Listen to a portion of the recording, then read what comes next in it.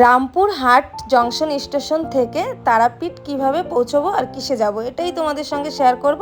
তো ভিডিওটা প্লিজ কেউ স্কিপ করো না, আশা করি তোমাদের ভালো লাগবে। তোমরা এখনও কেউ যারা যাওনি এখনও তারাপীঠ মায়ের মন্দিরে, তো অবশ্যই তোমাদের একটু হেল্প হয়ে যাবে। আর যারা গিয়েছো তারা তো অবশ্যই জানো।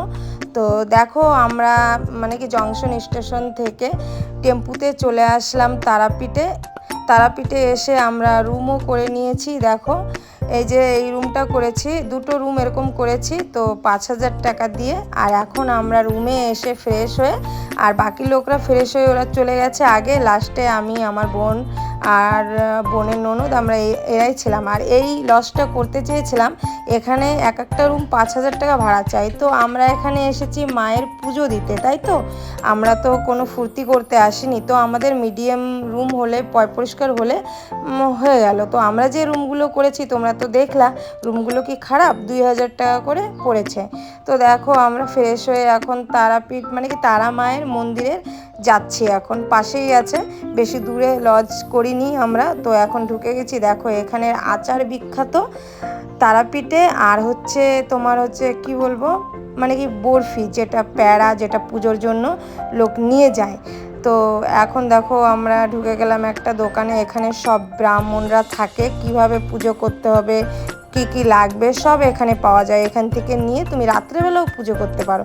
তো ব্রাহ্মণগুলো বলছিল যে তোমরা এখন পুজো করবে, বলছে না আমরা কালকে সকালে পুজো করব। তো বলছে তাহলে কখন করবে, ওখানে গেলে না, তুমি যদি না জানো, তোমাকে যে কত ভিখারিরা ধরবে, পয়সা দাও। আর এদিকে ব্রাহ্মণগুলো ভিখারির মতন তোমাকে পাও হাত পা জড়ায় ধরবে, যে তুমি আমার কাছে পুজো করাও, আমার কাছে করো, পাগল করে দেবে তোমাকে। নতুন গেলে তো তুমি শেষ। আর যারা পুরনো, আমরা যেরকম আগে একবার গিয়েছি, তো অতটা আমার জানা ছিল না। তো আমি যাদের সঙ্গে গিয়েছি, তাওয়ামশাই, মামা, আমার বোনের বর, ওদের আগে থেকে অনেক জানাশোনা ছিল, কারণ ওরা বহুবার গিয়েছে। আর কোথা থেকে পুজো দিতে হবে, কোথা থেকে ব্রাহ্মণ ধরতে হবে সবই জানে। তো দেখো আমরা মন্দিরের পাশে বসার ব্যবস্থা করেছে, ওখানে বসেছি। আর তারা মায়ের মন্দিরে ঢোকা তো অত সম্ভব না, যখন পুজো দিতে যাবে তখনই ঢুকতে পারবে, তার আগে না।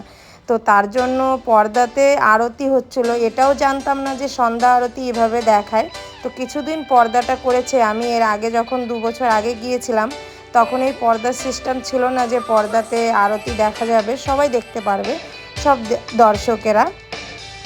তো দেখো এখন আমরা কিছু ফটো শ্যুট করে নিচ্ছি। তো এদিকে তাওয়ামশাই তো ব্রাহ্মণ ঠিক করলো, ব্রাহ্মণকে বলেছে যে আমরা একটু ভালোভাবে পুজো দিতে পারি। তো বললো তোমরা তাহলে ভোর 5টায় চলে এসো, ঠিক আছে।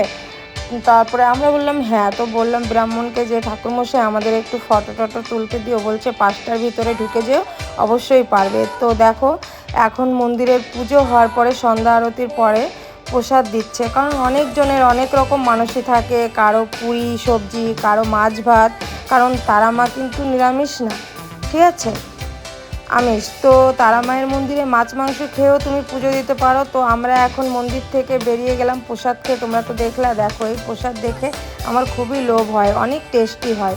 তো দেখো এই যে কত রকমের ফুলও ঝুলানো ছিল।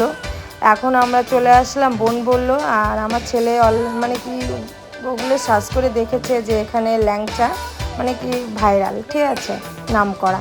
তো ল্যাংচা খাবে। আমি যে কী ল্যাংচা খাবে, ল্যাংচা ভালো লাগবে না কিছু না। তো দেখি সত্যি অনেকটা বড়, আমাদের ওখানে যে ল্যাংচা আছে তার 3 ডবল। আর ল্যাংচা খেয়ে দেখি অরিজিনাল, খুব সুন্দর, নাম করা। তো আমি ভাবলাম বাড়ি যাওয়ার সময় নিয়ে যাবো, মনে মনে প্ল্যান করছি। তো ল্যাংচা খেয়ে আমরা এখন রুমের দিকে রওনা হব। এদিকে ফুচকা, বোন খাবে, ফুচকা খাচ্ছে। আর বাকি ভিডিও দেখার জন্য পাশে থেকো। এরপরে মন্দিরে কিভাবে আমরা